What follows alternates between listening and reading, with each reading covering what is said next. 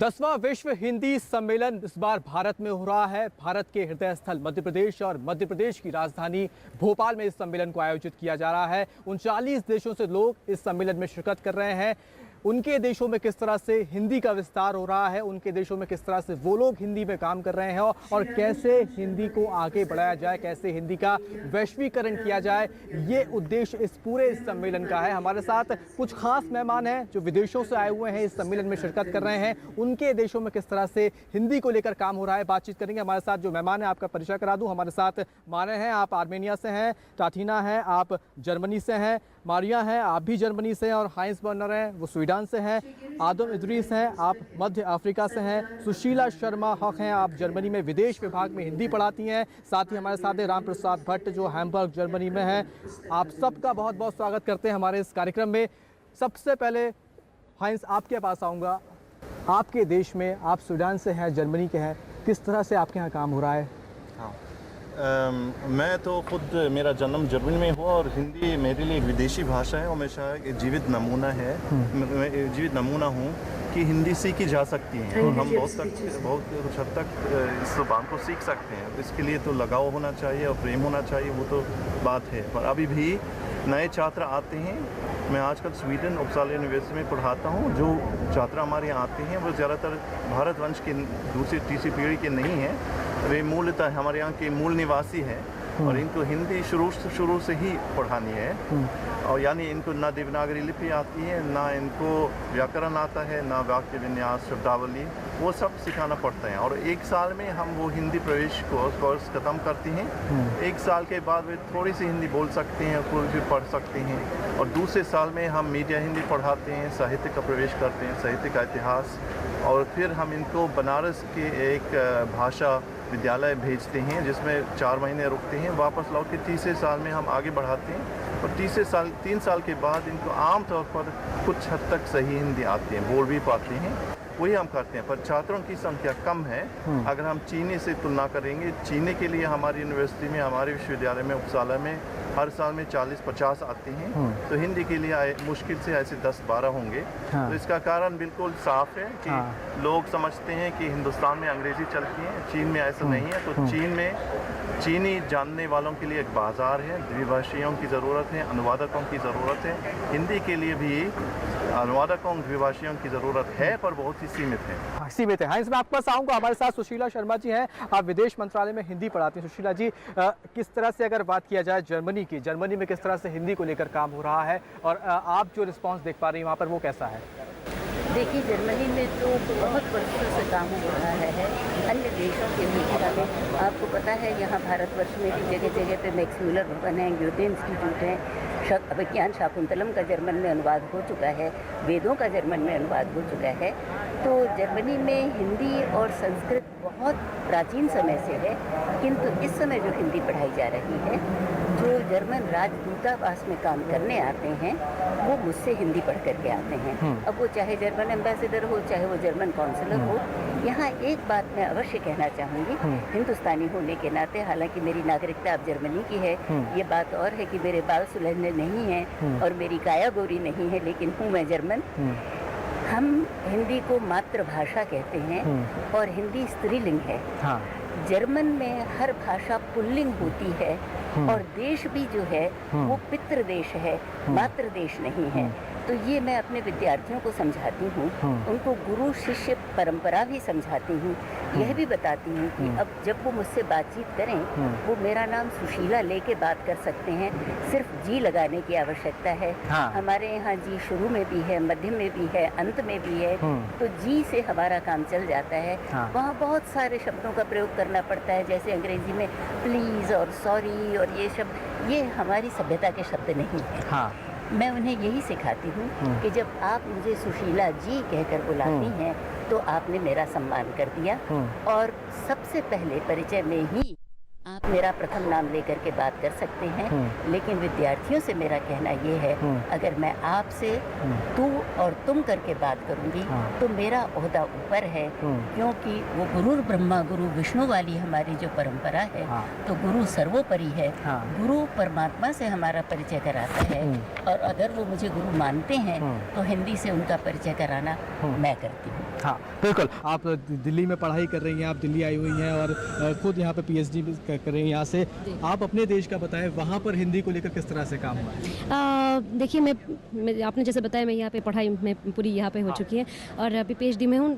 तो फ़िलहाल मैं अपने देश में कुछ काम नहीं कर पाई हूँ, लेकिन आगे आने वाले समय में जब मैं वापस लौटूंगी तो हिंदी की सेवा में लगूंगी। हिंदी का प्रचार प्रसार किस प्रकार होगी, मैं अपना योगदान किस प्रकार दूंगी। मैं आर्मीनिया और दोनों भाषाओं के बीच, आर्मीनिया और हिंदी के बीच एक मजबूत किस तरह से संबंध बनाया जा सकता है, मैं अनुवाद के माध्यम से हिंदी साहित्य का अनुवाद करके अपनी भाषा में इस तरह से, और वाइवा वर्ष भी, मतलब आर्मीनिया जो हमारा साहित्य है उसको भी हिंदी में अनुवाद करके मैं इस तरह से दोनों देशों के बीच एक सांस्कृतिक साहित्यिक कहते हैं संबंधों को मजबूत करूंगी। ये मेरा एक योगदान रहेगा। योगदान आपके बराबर है। टाटीना जी हमारे साथ हैं, आप हैम्बर्ग विश्वविद्यालय से हैं। वहाँ पे मैं अगर हिंदी को लेकर आपसे बात करूँ तो आप चूँकि छात्रों को पढ़ाती भी हैं वहाँ पे, किस तरह का रिस्पांस हिंदी को लेकर, और मैं अगर ये बात करूँ कि विदेशों की अगर बात करें, एक जुड़ाव की भाषा है हिंदी कहीं ना कहीं, वो किस तरह से आप महत्वपूर्ण मानती हैं? हाँ, ये विदेशियों को के लिए ज़रूर जुड़ाव की भाषा है। मैं एक उदाहरण देना चाहूँगी। हम अब शायद 15 साल से हमारा वहाँ ग्रीष्मकाल स्कूल चल रहे हैं हर साल, और 50 सदस्य तक आते रहते हैं। अब वो डॉक्टर राम प्रसाद भट्ट इसका आयोजन करते हैं और इसकी अद्भुत सफलता है। इससे क्या हमें क्या स्पष्ट होता है? स्पष्ट ये होता है कि हिंदी के प्रति रुचि बहुत है, और इस स्कूल में ग्रीष्मकाल में माने कि जब विद्यार्थियों के पास समय है, लेकिन वे आकर इस स्कूल में भाग लेते हैं पैसे भी देकर, लेकिन हमारे विद्यार्थी, अपने विद्यार्थी जो है वो मुफ्त में, निःशुल्क वहाँ पढ़ते हैं। ये एक उदाहरण है। और बाकी लोग जो हैं हमारे वहाँ सीखते हैं मेजर में, जो आधुनिक भारत विज्ञान लेते हैं हों या माइनर में, वो उनकी रुचि हिंदी के प्रति बहुत है। और हमारा अंतर्राष्ट्रीय पाठ्यक्रम है। अंतर्राष्ट्रीय पाठ्यक्रम इसका मतलब है कि वो कम से कम एक शैक्षिक सत्र भारत में किसी विश्वविद्यालय में पढ़ाते हैं। मारिया जी, मैं आपसे मैं आऊँगा बिल्कुल आऊँगा आपके पास। हाँ जी, बताइए, आप कुछ बताना चाह रही हैं? मैं सिर्फ तात्यायनी जी के बारे में एक बात कहना चाहती थी। इन्होंने बर्लिन में मंचन किया है एक नाटिका का, और यहाँ इन्होंने ग्वालियर में आके कामायनी का मंचन आपने किया है, जो मैंने बर्लिन में देखा है। और मुझे बहुत प्रसन्नता हुई कि विदेश में रह करके, जर्मनी में रह करके कोई एक ऐसी नाटिका का मंचन वहाँ कर सकता है। बहुत प्रसन्नता हुई आपसे मिलकर के यहाँ पर, तात्यायना जी। बिल्कुल। नरेंद्र मोदी प्रधानमंत्री भारत के, वो यहाँ भाषण दे रहे थे। उन्होंने ये कहा कि 3 भाषाएं अब हैं जो सबसे ज़्यादा इस वक्त प्रचलित में हैं, जिसमें तीसरी भाषा हिंदी हो गई है। और विदेशों में भी अब जो लोग हैं वो किसी भी देश में जाते हैं तो वहाँ के जो प्रमुख जब उनसे बात करते हैं तो उनकी भाषा में, यानी हिंदी भाषा में बात करते हैं, उसमें रिप्लाई कर रहे हैं। यानी कि आप मानती हैं कि इससे संबंधों पर, अगर चाहे वो किसी भी देश से संबंध हो, वो उनमें सुधार और उनमें जो एक मिठास होना चाहिए वो ज़रूर आती है। यानी भाषा एक संबंधों को भी सुधारती है। हाँ, संबंधों को ज़रूर सुधारती है। लेकिन सबसे पहले मैं आपसे यह कहना चाहती हूँ कि मैं हंगरी से आई हूँ, और आमतौर से लोगों को यहाँ भारत में हंगरी के बारे में बहुत कम मालूम है। क्योंकि एक बहुत छोटा सा देश है जो मध्य यूरोप में है, और इसीलिए हमारे यहाँ हिंदी पढ़ाने वाले लोगों की संख्या भी बहुत ज़्यादा नहीं है। लेकिन 2 जगहों पर हिंदी पढ़ते हैं। एक हमारे विश्वविद्यालय में, उत्कृष्ट लोरेंट विश्वविद्यालय, वहाँ नियमित रूप से BA, MA और PhD कर सकते हैं। और उसके अलावा भारतीय राजदूतावास के पास एक भारतीय सांस्कृतिक केंद्र है, और उसमें भी लोग हिंदी पढ़ने आते हैं। रोचक बात यह है कि जो यूनिवर्सिटी में नहीं है तो वो बाकी सभी लोग दूसरे दूतावास वाली कक्षों में आते हैं। और वहाँ यह सच है कि तरह तरह के लोग, हमारे समाज के हर तरह के लोग वहाँ आते हैं। युवा लोग से लेकर काफ़ी अवकाश प्राप्त, और हम कह सकते हैं कि अधेड़ उम्र के लोग भी आते हैं। कुछ बुद्धिजीवी आते हैं, कुछ मजदूर आते हैं। तो हर तरह के लोग हिंदी पढ़ने आते हैं। क्यों पढ़ने आते हैं, यह पूछने की बात है। क्योंकि उनके लिए भारतीय संस्कृति में एक बहुत गहरी रुचि है। और हंगेरी के बारे में ये ज़रूर कहना चाहिए कि हम लोग इसीलिए हिंदी पढ़ते हैं क्योंकि हम इंडिया से संपर्क रखना चाहते हैं, हम इंडियन संस्कृति को ज़्यादा गहराई से जानना चाहते हैं। और आजकल जब दुनिया बहुत छोटी हो गई है, फेसबुक वगैरह मैं देखती हूँ कि मेरे छात्रा और जितने भी लोग आजकल हिंदी पढ़ते हैं तो दुनिया भर के लोगों से हिंदी में संपर्क करते हैं। तो इसी तरह वो संपर्क भाषा विश्व भर में भी किस तरह से आगे काम होना चाहिए बाकी देशों में, मैं आऊँगा आपके पास चर्चा करूँगा। एक हमारे साथ एक और गेस्ट है, हमारे साथ राम प्रसाद भट्ट जी हैं। राम प्रसाद जी, आपके हिसाब से आपको क्या लगता है कि हिंदी के विस्तार को लेकर किस तरह से एक काम होना चाहिए और कैसे एक ब्लूप्रिंट बनाया जाए जिससे हिंदी को, भारत में तो हो ही रहा है, बाकी राज्यों में देशों में भी लगातार चल रहा है, लेकिन आपके पर्सनल अनुभव क्या कहते हैं? देखिए, मैं पिछले लगभग 16-17 वर्षों से हिंदी सिखा रहा हूँ। पहले मैं मसूरी में पढ़ाता था, लैंडौ लैंग्वेज स्कूल, उसके पश्चात में जर्मनी गया, वहाँ भी 2-3 दूसरे विश्वविद्यालयों में, और 2003 से मैं हैम्बर्ग विश्वविद्यालय में हिंदी सिखा रहा हूँ। तो मेरा अनुभव ये कहता है कि हिंदी का दायरा बढ़ रहा है, लेकिन वो दायरे की जो हम डेफिनेशन उसकी अगर देखें, जो बच्चे पहले MA करते थे या PhD करते थे उनकी संख्या पहले ज़्यादा थी और अब दुर्भाग्य से वो घट रही है। इसके कारण क्या है, इसमें हमें डिटेल में जाने की ज़रूरत है। क्या ये आर्गुमेंट ये नहीं हो सकता कि भारत का इसमें कोई वो है, कोई फॉल्ट है या कोई दूसरे कारण। ये कारण किसी संस्थान के अपने कारण हो सकते हैं कि उस संस्थान में जो पढ़ाने वाले उनका व्यवहार कैसा है, बच्चों के साथ क्या व्यवहार करते हैं, कैसे रहते हैं, ये सारी चीज़ें उसमें होती हैं।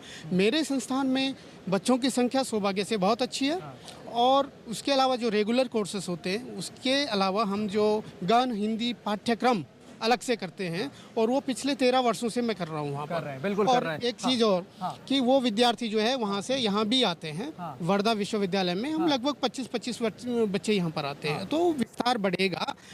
सिर्फ चिंता ये है, क्या हिंदी का मानकीकरण होना चाहिए और क्या हमें बोलचाल की भाषा में और मानक हिंदी में हम उसका विकास अलग से कर सकते हैं या नहीं, क्योंकि ये बहुत ज़रूरी है।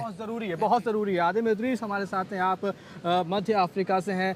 आप अगर हिंदी समझ पाते हो तो मैं आपसे, आप हिंदी समझ पाते हैं? हाँ, ज़रूर। हाँ, बिल्कुल समझ पाते हैं। मुझे थोड़ा डाउट था कि आप हिंदी समझ पाए ना समझ पाए। आप ये बताएं कि आपको क्या लगता है, आपके देश में आपको हिंदी के प्रति रुझान, अगर मैं आपकी बात करूं, कैसे आपका आया? और एक हमारे कुछ पैनलिस्ट कह रहे हैं कि हम एक जीता जागता उदाहरण है, हिंदी कोई कठिन नहीं है, हिंदी कोई टफ नहीं है।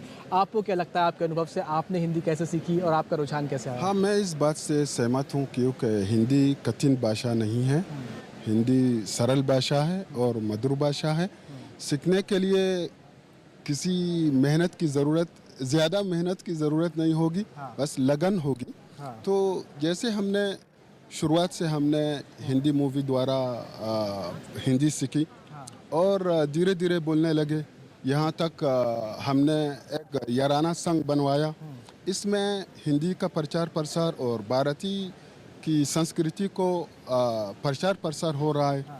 और हमारी जो संघ में 100 से अधिक सदस्य हैं, तो बहुत रुचि से हिंदी सीख रहे हैं। तो आजकल जो कुछ भी हमारी वहाँ के जो नौजवान हैं हिंदी सीख रहे हैं, तो सबसे बड़ा हमारी संघ का सबसे बड़ा योगदान है। तो हम स्वैच्छिक रूप से हम ये संघ चला रहे हैं। और उनको देवनागरी लिपि सिखा रहे हैं। तो पहले वे सिर्फ बोलते थे, तो अभी उनको लिखना पढ़ना भी आएगा। काफ़ी काम हो रहा है। जी। हम लोगों के जो हमारे अंदर ये जो औपनिवेशिक मानसिकता है, क्योंकि हमारे बच्चे भारत आते हैं और वो हिंदी में बोलते हैं, तो हमारे जो भारत के लोग हैं अंग्रेजी में उत्तर देते हैं। ये औपनिवेशिक मानसिकता हटानी होगी, उसके संबंध में कुछ विचार करना होगा। और ये हर क्षेत्र में है, ये वही नहीं है, ये पत्रकारिता में है, ये दूसरी जगहों में है। गंभीरता से विचार होना चाहिए। सुशीला जी, मैं आपके पास हूँ, चूँकि आप विदेश मंत्रालय में हिंदी पढ़ाती हैं। इसमें एक सब्जेक्ट भी रखा गया है कि विदेश नीति में हिंदी, और उसके अलावा आपको क्या लगता है, मैं अगर ख़ास तौर से भारत सरकार के तौर पे बात करूं, तो और आपको जो व्यक्तिगत तौर पे लगता हो कि हाँ, कुछ कदम हमारे देश की ओर से उठने चाहिए, उस दिशा में उठने चाहिए जिससे हमारी जो भाषा है भारत की, हिंदी जो एक भाषा है हमारे भारत की, उसको कहीं ना कहीं और आगे उसको बढ़ाया जाए, उसका विकास किया जा सके? भारत सरकार की ओर से अगर आप प्रश्न कर रहे हैं तो मेरा उत्तर आपको पसंद नहीं आएगा, क्योंकि सच्चाई ये है कि बर्लिन के भारतीय राजदूतावास में 80% लोग हिंदी बोलते नहीं हैं, हिंदी बोलने में शर्मिंदगी महसूस करते हैं। वो बड़ी शान से कह देते हैं कि मैडम हमें हिंदी नहीं आती। लेकिन एक अच्छी बात और है, क्योंकि हमारा देश बहुभाषी है और हम अनेकता में एकता ढूंढते हैं, तो जो हम हिंदुस्तानी वहाँ हैं, जब आपस में वार्तालाप करते हैं तब हमें हिंदी का प्रयोग करना चाहिए, जो होता नहीं है। हम जर्मन भाषा का प्रयोग करते हैं, क्योंकि दक्षिण भाषी मेरी हिंदी नहीं समझेगा और हिंदी भाषी दक्षिण भाषी को नहीं समझेगा, इसलिए हम जर्मन बोलते हैं। तो मुझे लगता है कि आज जब वसुधैव कुटुंबकम हो रहा है तो समस्त प्रांतों की, समस्त देशों की सारी भाषाओं को स्वीकार करना चाहिए। अगर जर्मन भाषा का कोई शब्द अच्छा है तो उसे हिंदी में भी मान्यता प्रदान की जानी चाहिए। प्रधानमंत्री ने जो अपना भाषण दिया, काफ़ी सारी बातें उन्होंने कही, कुछ व्यक्तिगत अनुभव उन्होंने बताए। उन्होंने ये भी कहा कि मैं चाय बेचते बेचते हिंदी सीखा हूँ, सारी बातें उन्होंने बताई। पूछे, मैं ये कहूँगी कि मैं रेलगाड़ी में बैठ के दूसरे लोगों से बात करके हिंदी सीख पाई थी। मैं भी बहुत स्कूल में बहुत कम पढ़ती थी, क्योंकि जिस समय मैं हिंदी पढ़ने लगी उस समय हंगरी में हिंदी वाला कोई नहीं था, किसी को हिंदी भाषा आती भी नहीं थी। तो बिल्कुल सब शुरू से करना था, 2-3 किताब लेकर। और उसके बाद मैं केंद्रीय हिंदी संस्थान में 10 महीने पढ़ती थी और बस इतनी सी। बाकी मेरी हिंदी जो है वो सब इसी तरह सड़कों लोगों से बातचीत करके, और मैं बातूनी तो हूँ, उसमें कोई शक नहीं है। अच्छा, मोदी जी के साथ में जो उनका पर्सनल एक्सपीरियंस था वो कहीं ना कहीं आपका ही वही है। हाँ, थोड़ा सा खास तौर से जब स्कूटर वालों को के साथ झगड़ा करना है, उसमें मैं बहुत अच्छी हो गई हूँ। बिल्कुल। टाटीला जी, मैं आपके पास आता हूँ। अच्छा, आप ये बताएं, आपको जब आपने हिंदी सीखी, आपको, क्योंकि जिस कम्युनिटी से आप आती हैं, जिस देश से आप आती हैं, वहाँ पे कहीं ना कहीं हिंदी लोग कम समझते हैं, कम जानते होंगे, क्या कुछ कठिन था इस बात को लोगों को समझाने के लिए, बताने के लिए कि आप हिंदी क्यों सीख रहे हैं, हिंदी की महत्वता? क्योंकि आपको तो समझ में आ गया था कि हिंदी की इंपॉर्टेंस क्या है, हिंदी की महत्वता क्या है, लेकिन लोगों को कैसे आपने कन्विंस किया, आपके फैमिली मेंबर्स को आपने कैसे कन्विंस किया? इसमें कोई दिक्कत नहीं थी, क्योंकि मेरे पिताजी वो ईरानी भाषाओं के विद्वान थे और उन्होंने ताजिकिस्तान में, वो सेंट्रल एशिया में, उन्होंने एक भारतीय भाषा उन्होंने खोजी। ये पारिया है, इस भाषा का नाम है। तो परिवार में मुझे लड़ाई करनी नहीं पड़ी और आराम से मैंने हिंदी सीखी। और वो रूस और भारत के बीच में, माने सोवियत संघ और भारत के बीच में जो प्रेम की भावना थी वो इतनी शक्तिशाली थी ना कि किसी को दिलचस्पी नहीं थी। माने दिलचस्पी थी लेकिन आश्चर्य नहीं था कि किसी ने नहीं पूछा मुझसे कि क्यों पढ़ रही हो। माने आपसे मेरा सवाल ये है, मैं देख पा रहा हूँ इस सम्मेलन में जितने भी विदेशी डेलीगेट्स आए हैं, फॉरेन डेलीगेट्स आए हैं, 39 देशों से, 39 देशों से लोग यहाँ पर आए हैं। सबसे यंग मुझे आप लग रहे हैं इन सबके बीच में। और इस सम्मेलन की खास बात भी यही है कि सबसे ज़्यादा युवाओं ने इस सम्मेलन में बढ़ चढ़ कर भाग लिया है। खासकर क्योंकि एक बात कही जाती है कि अगर किसी चीज़ को बदलना है, किसी चीज़ को आगे बढ़ाना है, तो कहीं ना कहीं एक पीढ़ी को आगे आना पड़ता है, जो युवाओं के द्वारा ही सारी चीज़ें होंगी। आपको क्या लगता है कि यूथ के लिए इस तरह की भाषा को समझना कितना महत्वपूर्ण है?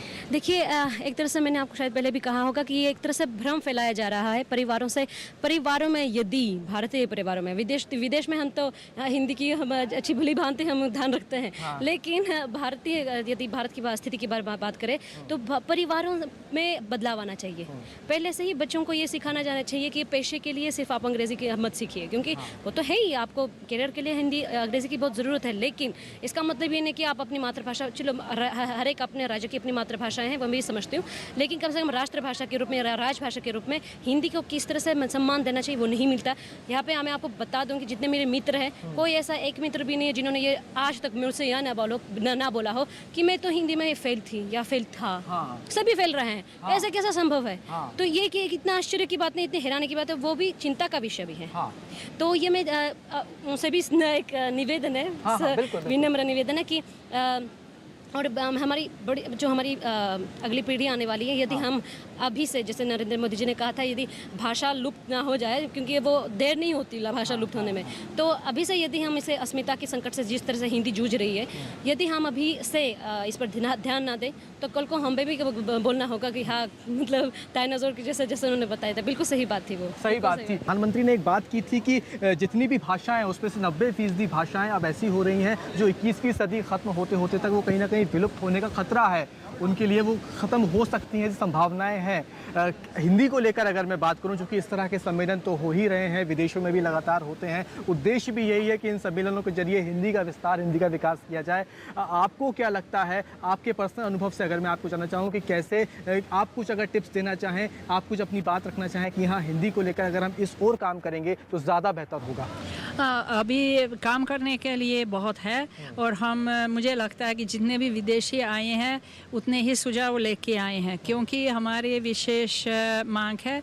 हमारे देशों में जिस तरह हिंदी पढ़ाई जाती है तो अलग अलग तरीके की मदद चाहिए, जैसे, लेकिन हमें लगता है कि अभी बात हो रही थी कि एक ऐसी व्यवस्था चाहिए जो परीक्षाओं की एक स्थायी व्यवस्था, जैसे यूरोपियन यूनियन में भाषाओं के बारे में अगर हम बात करते हैं, परीक्षा का अलग अलग स्तर होता है।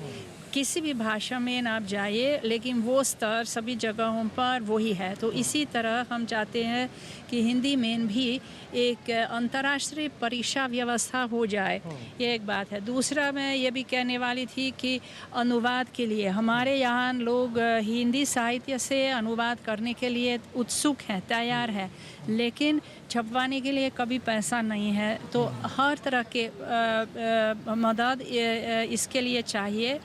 मेरा सुझाव यह था कि एक तरह का अनुवाद भवन यहाँ भारत में स्थापित किया जाए, जिसमें तरह तरह के देशों से लोग आकर काम करें अपनी अपनी भाषा में, भारतीय या ख़ासतौर से हिंदी साहित्य का अनुवाद करके। फिर इसी तरह आपकी हिंदी साहित्य बहुत जगहों तक पहुंच सकती है, क्योंकि वरना तो सब अंग्रेजी साहित्य, सब विक्रम सेठ वगैरह पढ़ते हैं, लेकिन हिंदी साहित्य भी बहुत अच्छा है। उसका जब अनुवाद करते हैं अलग अलग भाषाओं में, उसके लिए एक ऐसा अनुवाद भवन बहुत अच्छा हो। हिंदी के लिए आपको क्या लगता है कि कैसे इस तरह के सम्मेलन कितने कारगर हैं? सफल होगा, उम्मीद है पूरी तरह से सफल हो जाएगा, और कारगर भी होगा यदि कुछ नयापन, कुछ नया, कुछ सुझाव लाए। काटीना जी, क्या लेकर जा रही हैं यहाँ से? जिस तरह इस सम्मेलन का आयोजन हुआ है वो बहुत बढ़िया है, और हिंदी को आगे बढ़ाएंगे, ज़रूर ये आशा है पूरी। विदेशों में हिंदी कितनी आगे के लिए कैसे काम? बहुत आगे बढ़ सकता है, लेकिन मैं 30 मिनट में यह 30 सेकंड में यह कहना चाहती हूँ कि मेरे लिए हिंदी एक बहुत बड़ा सागर है, और इस सागर में डूबने का मौका यहाँ अभी मिल गया था। सुशीला जी, हिंदी का महाकुंभ था, आप जब जाएंगी तो अपने छात्रों को क्या बताएंगी? मैं अपने छात्रों को ज़रूर बताऊंगी कि हिंदी सरल भाषा है, जैसा कि यहाँ पे प्रस्तुत और लोगों ने भी कहा है, मधुर भाषा है। नमस्ते में जो नम्रता है वो गुटन टाक और गुटन मॉर्गन, गुटन नाफ्ट में नहीं है। आदमित्रीस, आपके यहाँ आपका जो ग्रुप है वो कैसे वो काम अब कैसे करेगा? आगे के लिए क्या उसको नया मार्गदर्शन मिलेगा इस सम्मेलन के बाद? आप जो बातें बताएंगे उनको? हाँ, आगे के लिए बहुत वो प्रयास कर रहे हैं, लेकिन मैं भारत सरकार से जुड़े हिंदी प्रचार प्रसार की सभी संस्थाएं, उनको आग्रह करूंगा कि वो इन नौजवानों को हौसला बढ़ाएं, ताकि हिंदी विश्व स्तर पर आगे जाएं।